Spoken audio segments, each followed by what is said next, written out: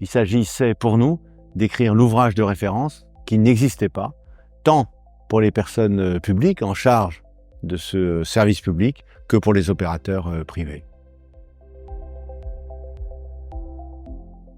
La particularité du traitement des déchets est qu'il nécessite une expertise à la confluence de nombreuses réglementations et de nombreuses expertises. Nous sommes un cabinet de projet, nous devons apporter une solution globale aux besoins exprimés par nos clients, ce qui nécessite de notre part de disposer d'une expertise plurale et portant sur des domaines de compétences variés. Le droit de l'environnement nécessairement, le droit de la commande publique évidemment, le droit de l'urbanisme, le droit des collectivités territoriales et enfin, et de plus en plus, le droit de l'énergie. La curiosité, c'est un secteur en perpétuelle mutation, en découverte permanente, et pour pouvoir apporter les réponses adéquates, il faut être curieux.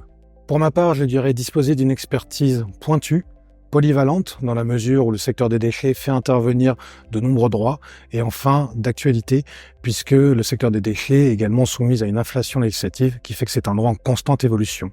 Ensuite, je dirais faire preuve d'agilité. Nous sommes un cabinet de projet, nous devons offrir des solutions à nos clients et non pas simplement identifier des contraintes qui découleraient de l'application de ces nombreuses normes. Le principe posé par le Code général des collectivités territoriales est très simple. Les communes doivent assurer une mission minimale de collecte et de traitement des déchets au bénéfice des riverains. Toutefois, en pratique, on s'aperçoit que l'échelon communal n'est pas adapté à l'exercice de cette compétence compte tenu des lourds investissements que nécessitent des missions telles que le traitement des déchets. C'est pour cela que le Code général des collectivités territoriales permet aux communes de déléguer cette compétence à des échelons d'intercommunalité plus robustes, de type communauté d'agglomération, métropole, voire syndicat mixte de traitement de déchets, qui sont des structures intercommunales robustes, pérennes financièrement et qui vont pouvoir porter les investissements nécessaires à l'exercice de cette compétence. Clairement, en 20 ans, le déchet est passé de ce que l'on enfouit, de ce que l'on cache, y compris pour bâtir une ville dessus, le parc Monceau, à une énergie, à une matière première que je peux valoriser. Passage de ce que j'enfouis à ce que je valorise et qui donc a une valeur.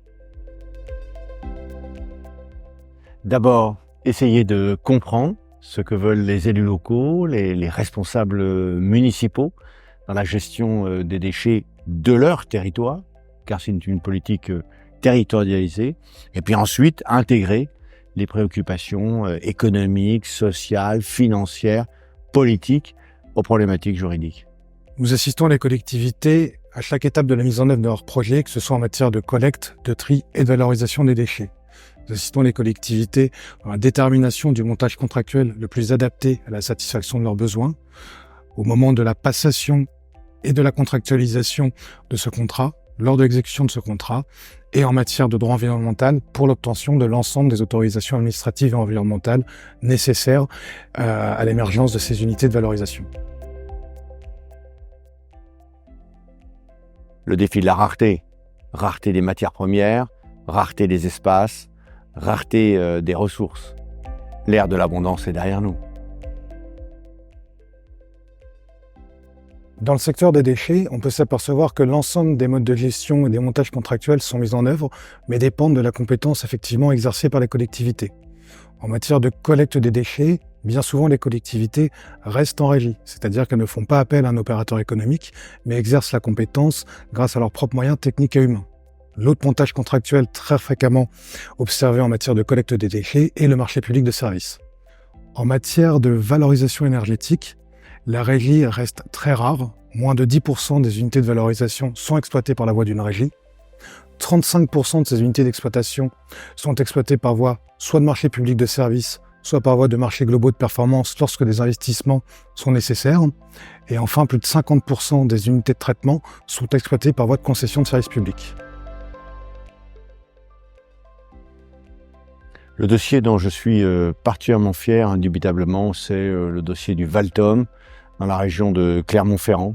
Construction d'une unité de valorisation énergétique, 57 recours, tous gagnés, une belle histoire de fidélité et d'amitié.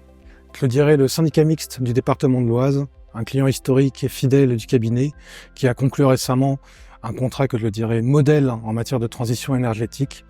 et qui permet notamment via l'exploitation d'unités de valorisation énergétique d'alimenter de nombreux réseaux de chaleur situés à proximité de cette unité de valorisation énergétique, qui promeut des modes de transport vertueux et l'acheminement des déchets par voie fluviale ou ferroviaire, et qui vise également à promouvoir de nouvelles énergies vertes, type le développement de l'hydrogène.